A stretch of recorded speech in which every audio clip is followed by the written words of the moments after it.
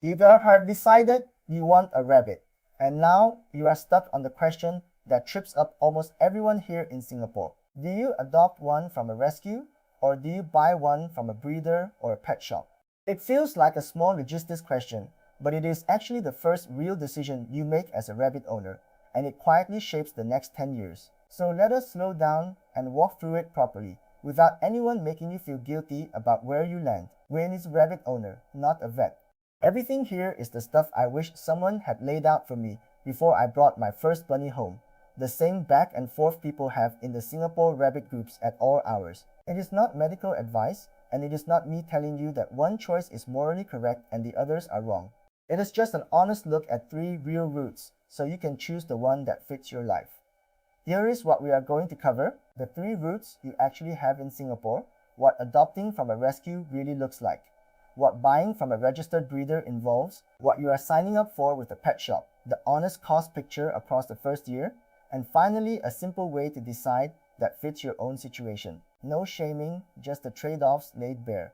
Before we even get to the three routes, there is a Singapore-specific thing to settle, which is where you are allowed to keep this rabbit. Most of us live in HDB flats, and the simple version is that rabbits are generally an accepted pet in an HDB home, unlike say a dog, where only approved breeds are allowed. But rules do get updated, so the responsible move is to check the current HDB and authority guidance for yourself before you commit, and to be sure your whole household is genuinely on board. Sorting this out before you pick a route saves a lot of heartache later. So let us name the three routes first. In Singapore, you are basically choosing between a rescue adoption, a registered breeder, or a pet shop. They are not the same thing wearing different labels.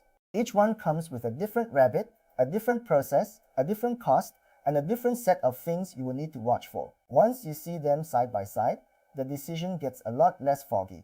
Let us start with adoption, because it is the route I personally lean toward, and I want to be honest about why. Rescues here take in rabbits that were surrendered, abandoned, or rescued, and they rehome them after vetting.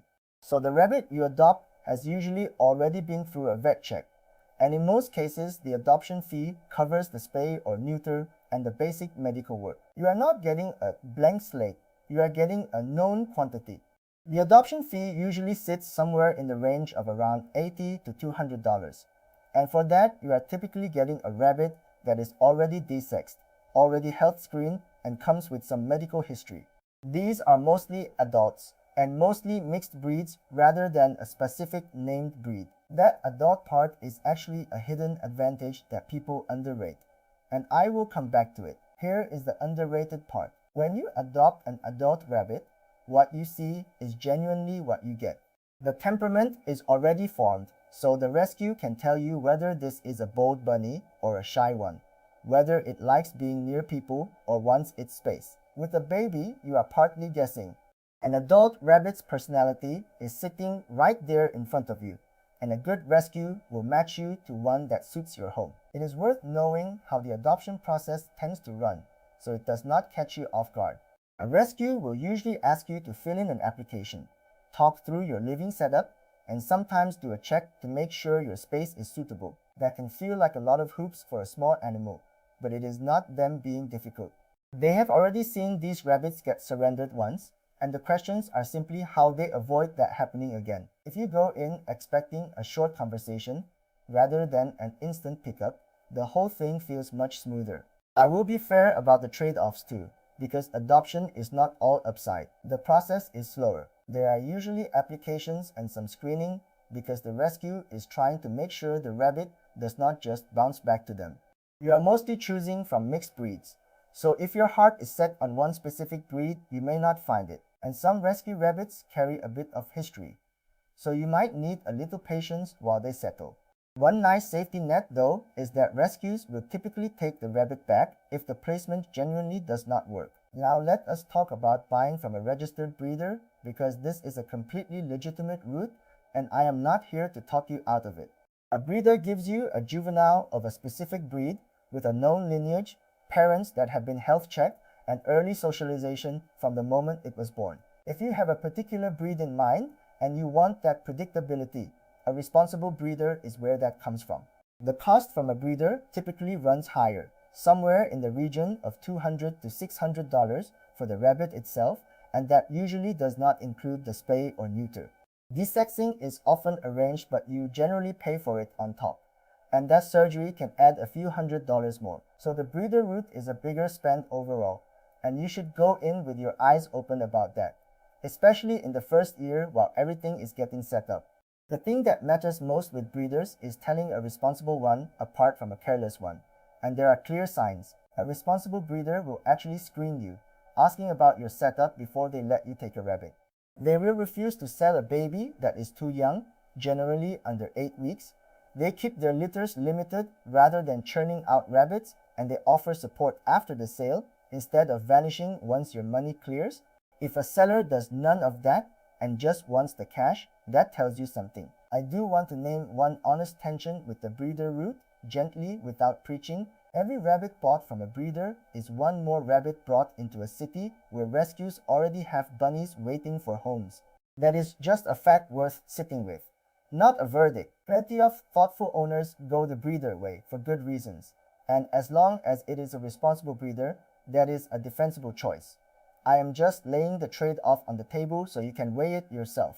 Now the pet shop route, and here is where I have to be the most careful, because I am not going to shame anyone who got their rabbit this way. Lots of wonderful, well-loved bunnies came from pet shops, and if that is your rabbit, you have done nothing wrong. But I do owe you the honest picture of what a pet shop purchase usually involves, so you can go in informed rather than surprised. A pet shop rabbit is usually the most immediately available. There is no application, no waiting. You can often walk out the same day, and the price tends to sit somewhere around $150 to $450. The catch is that the supply chain behind that rabbit is often unclear. These rabbits frequently come from overseas facilities or local backyard breeders, and you usually cannot trace where they actually came from or how they were raised. The part I want you to actually hear is the health picture.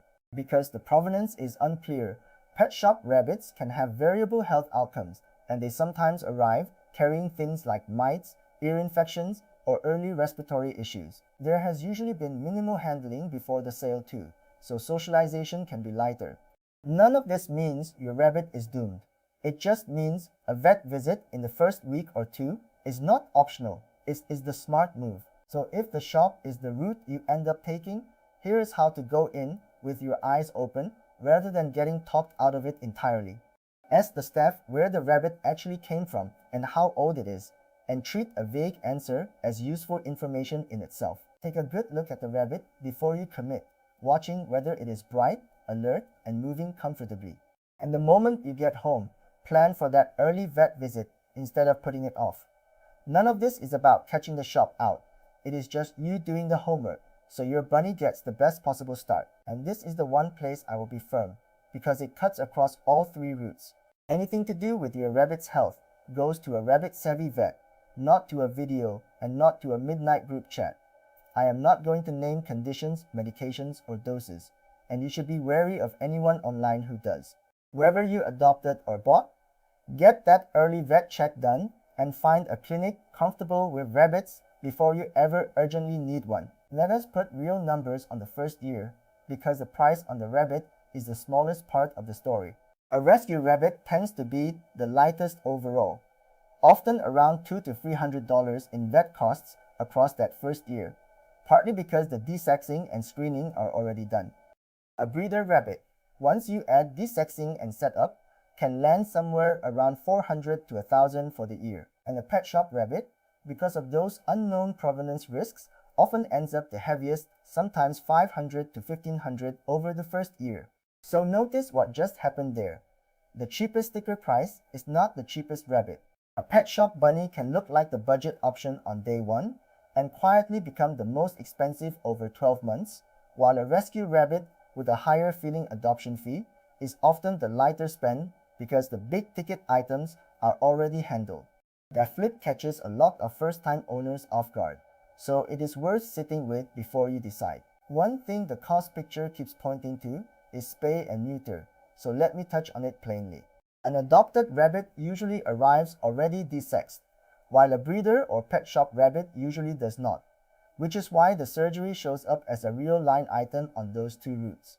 I am not going to tell you the right timing or get into the medical side of it, because that genuinely is a conversation for your rabbit-savvy vet, not for a video. Just go in knowing it is part of the picture, factor the cost in, and let your vet guide the when and how for your particular rabbit. Now, how do you actually decide? I think it comes down to being honest about three things. First, what do you genuinely care about? A known adult temperament or a specific breed and look? Second, how much patience do you have for a process? Because adoption is slower and the shop is instant. And third, what is your real budget across a whole year, not just the day you bring them home? Answer those three honestly and the right route usually picks itself. The one piece of advice I will push on a little is do not rush this. A rabbit is a long commitment, often the better part of a decade. So the difference between deciding in a single afternoon and taking a couple of weeks is nothing in the grand scheme. Browse the rescue listings, talk to a breeder or two, walk away and think.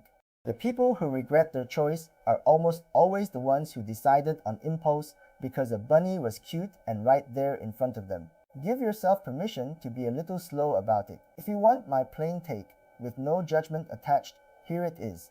If you are open to an adult and you do not need a specific breed, adoption gives you a known, already vetted rabbit for the lightest overall cost, and there are bunnies waiting right now.